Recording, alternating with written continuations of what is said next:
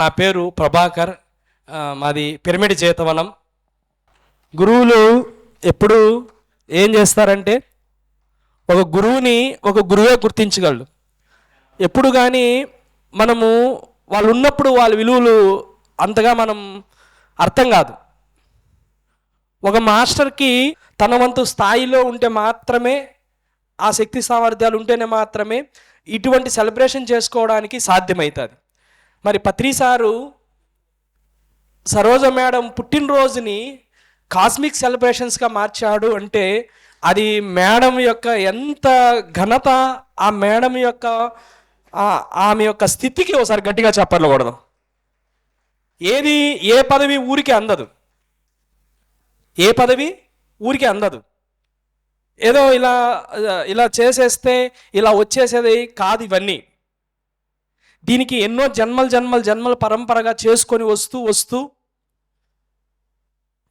ఈ జన్మలో, ఈ చివరి జన్మలో ఏదైతే అసలైన ప్రణాళిక ఉందో ఆ ప్రణాళికకి తగ్గట్టుగా మనం ఎప్పుడైతే మన పనిని గుర్తించి మనం పని చేస్తామో ఆ రోజు ఈ పట్టాభిషేకం వస్తుంది.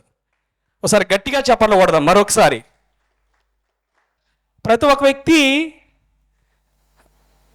99 అడుగుల వరకు వెళ్తారు. ఆ చివరి ఒక్క ఫీట్ ఉందే, ఆ ఫీట్ వచ్చి ఆ టర్నింగ్ ఉంటుంది, అదే ఎండ్ అని ఆగిపోతాడు.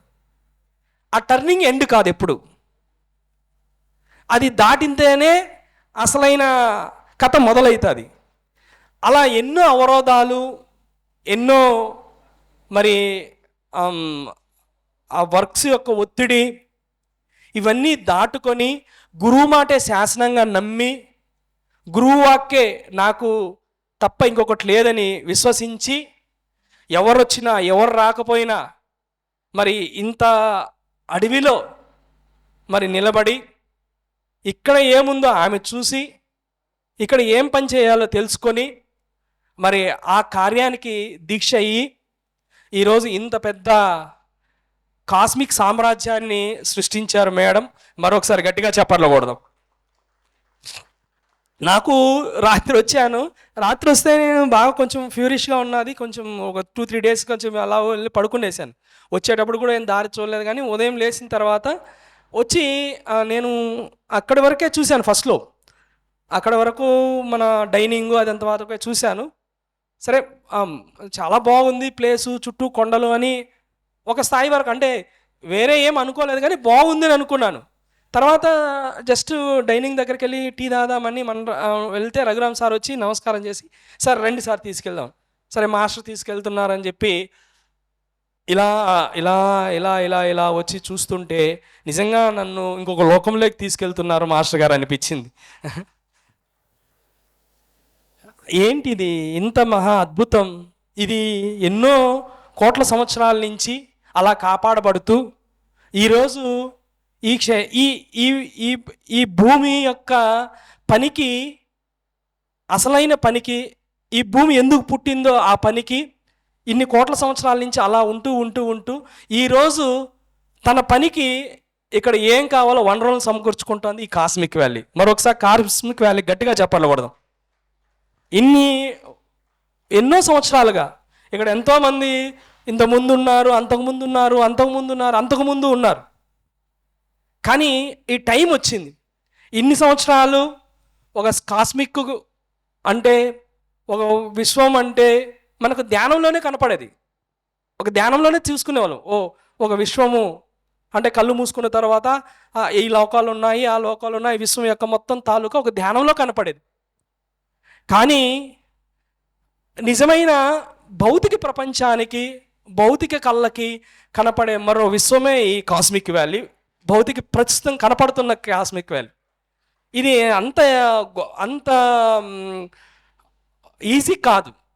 ఇది గురువుల యొక్క సంరక్షణలో నడుస్తున్న గొప్ప ప్రేస్. ఇది ఎవరు పడితే వాళ్ళు వచ్చేదానికి కాదు. ఇది భూమిపైన 2 క్షేత్రాలు ఉంటాయి. ఒక క్షేత్రం నుంచి ఎనర్జీ వెళ్తుంటుంది, ఒక క్షేత్రం నుంచి అక్కడ చైతన్యపరుస్తూ ఉంటుంది. ఇది నాకు ఎలా తెలిసింది అంటే, నేను అనుకునేవాడిని ఎంతోమంది యోగులు వీళ్ళంతా ఎన్నో సంవత్సరాల నుంచి తపస్సు చేస్తూ ఉంటారు, మరి దానికన్నా కూడా మనం కూడా ఈ పనులు మనం చేస్తున్నామే ఇక్కడ, మనం ఎంతోమందిని చైతన్యపరుస్తున్నాము, ఇక్కడ ఇది అవసరం కదా అని నేను అనుకునేవాడిని. అయితే నేను త్రైలింగ స్వామి యొక్క చరిత్రని విన్నాను. త్రైలింగ స్వామి యొక్క చరిత్ర వింటే మీకు తెలుస్తుంది. అంటే మనం చేస్తున్న పని గొప్పదే, మనకు కనపడకుండా ఎంతోమంది యోగులు చేస్తున్న పని అది కూడా చాలా గొప్పదిగా ఉంది. వాళ్ళు అక్కడ నిలబడి అక్కడ వాళ్ళు చేసిన తపశ్శక్తితో మనము చాలా ఈజీగా ఇక్కడ పనులు చేస్తున్నాం. అలా త్రైలింగ స్వామి ఒకానొక సమయంలో ఆయన మానస సరోవర యాత్ర వెళ్ళాలని వెళ్తూ హిమాలయాస్లో వెళ్ళినప్పుడు ఒక మహానుభావుడి దగ్గరికి వెళ్తాడు. అంటే వెళ్తూ ఉంటాడు అంత వేలో ఇలాంటి కొండలలో. త్రైలింగ స్వామి మన ఇక్కడ విజయనగరం జిల్లాలో పుట్టిన మహానుభావుడు. ఆయన 280 సంవత్సరాలు జీవించాడు. ఒక అద్భుతమైన వ్యక్తి, నడిచే విశ్వేశ్వరుడు అన్నాడు, కాశీలో ఉన్నాడు. ఆయన వెళ్తూ ఉంటే ఒక కేవ్ నుంచి ఒక పిలుపు వస్తుంది. ఆయన పేరు ముందు గణపతి శాస్త్రి.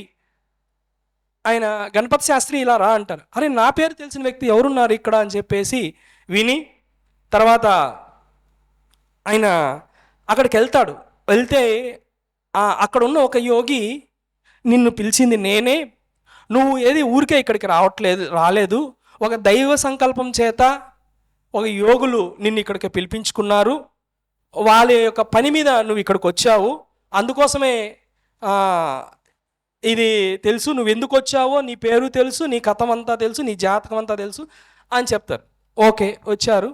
వచ్చిన తర్వాత విషయం చెప్తాడు. అయ్యా నేను ఇటు మానస సరోవరం వెళ్ళాలి, కొన్ని సంవత్సరాలు తపస్సు చేసుకోవాలంటే నీకు మానస సరోవరం వెళ్ళడానికి ఇంకొంచెం టైం పడుతుంది. ఆ టైము ఇక్కడ కొంతమంది యోగులు తపస్సులో ఉన్నారు, వాళ్ళకి నువ్వు కొద్ది రోజులు కైంకర్యం చేయాలి. ఆ కైంకర్యం చేసిన తర్వాత వాళ్ళ యొక్క అనుమతి వచ్చినప్పుడు నువ్వు అక్కడికి వెళ్ళొచ్చు అని చెప్తారు.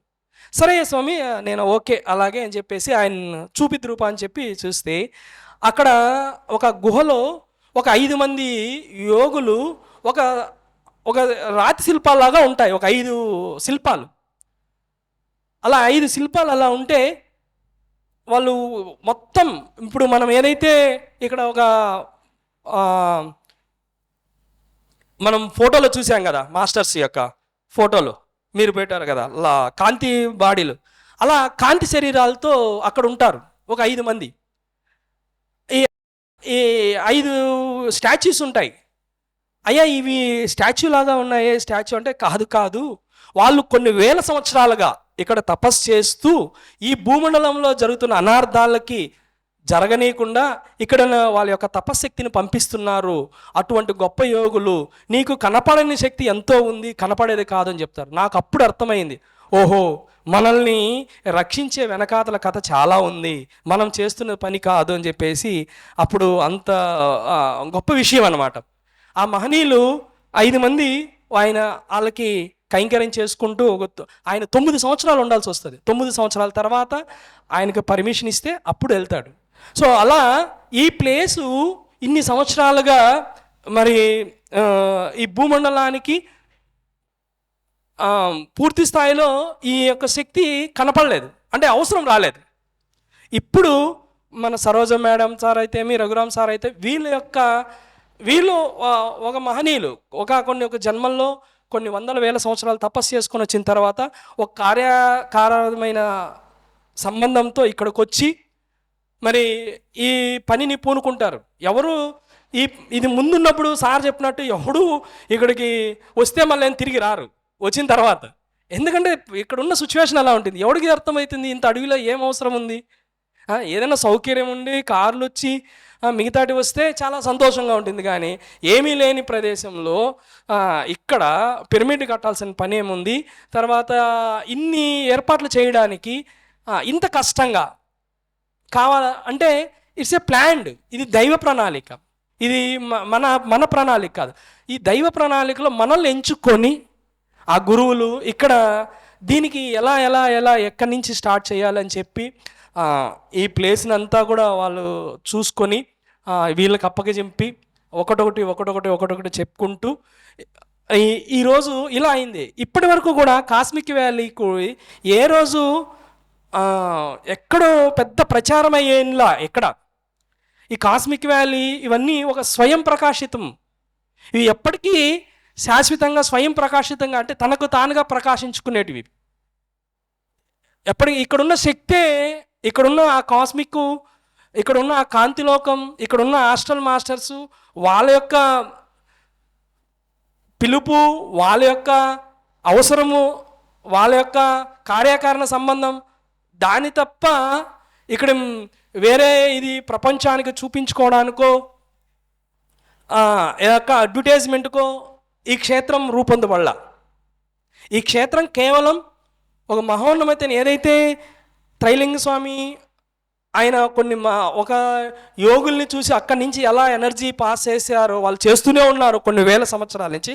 అలా ఈ కాస్మిక్ వ్యాలీ నుంచి మొత్తం మన పిరమిడ్ స్పిరిచువల్ సొసైటీ మూమెంట్కి కావాల్సిన ఎక్కడెక్కడైతే అవసరం ఉందో అక్కడ ఈ ఎనర్జీని అంతా పంపించడానికి గుప్తంగా ఇన్ని సంవత్సరాలు ఉంచి ఈరోజు మరి తనకు తానుగా ప్రకాశిస్తూ మరి ఎంతోమంది భౌతికంగా మనకి కనపడడానికి సమయం వచ్చింది. ఇక్కడ భౌతికంగా మనం చూడడానికి సమయం వచ్చింది. ఈ కాస్మిక్ యొక్క తరంగాలు, కాస్మిక్ లోకం. ఇప్పుడు మీరు చూడండి, ఒకటే ఇన్స్టేషన్. ఇప్పుడు మీరు గేట్ వరకు ఒకలా ఉంటుంది, గేట్ నుంచి లోపలికి వచ్చిన తర్వాత ఒకలా ఉంటుంది.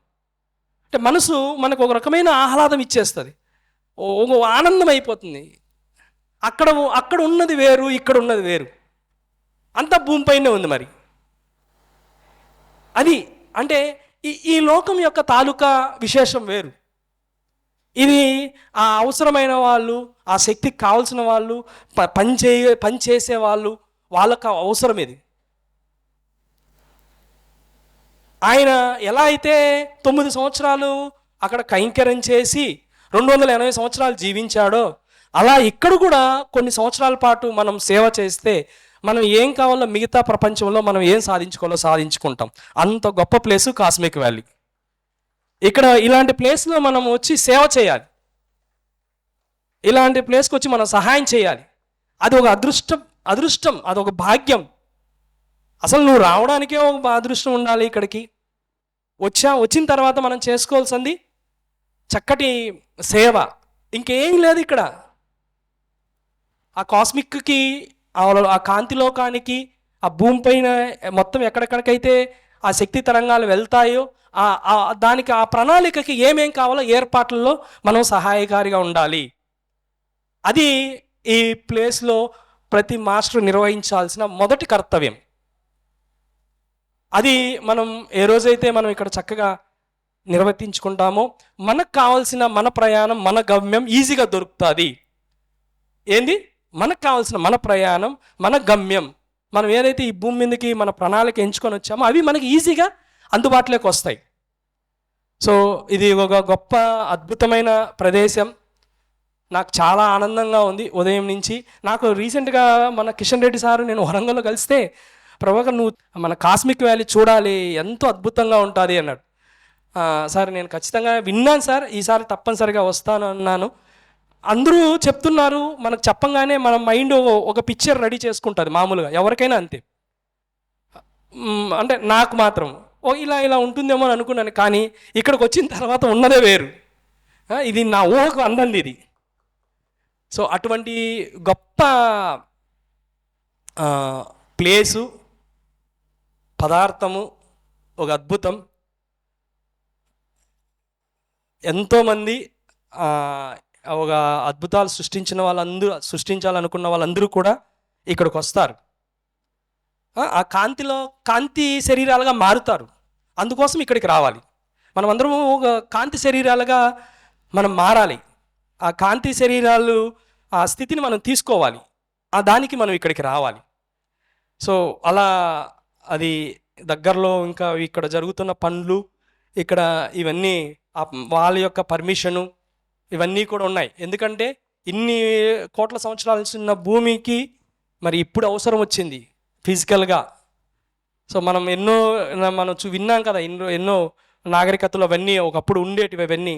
సో వాళ్ళు ఎలా అయితే ఫిజికల్గా ఎంతో అద్భుతాలు అప్పట్లో సృష్టించారో అలాంటివి మనం ఇక్కడ ఆ ఎనర్జీతో, ఆ కాస్మిక్ ఎనర్జీతో మనం అద్భుతాలు ఇక్కడ సృష్టించవచ్చు. సో అది జరుగుతుంది. So thank you very much.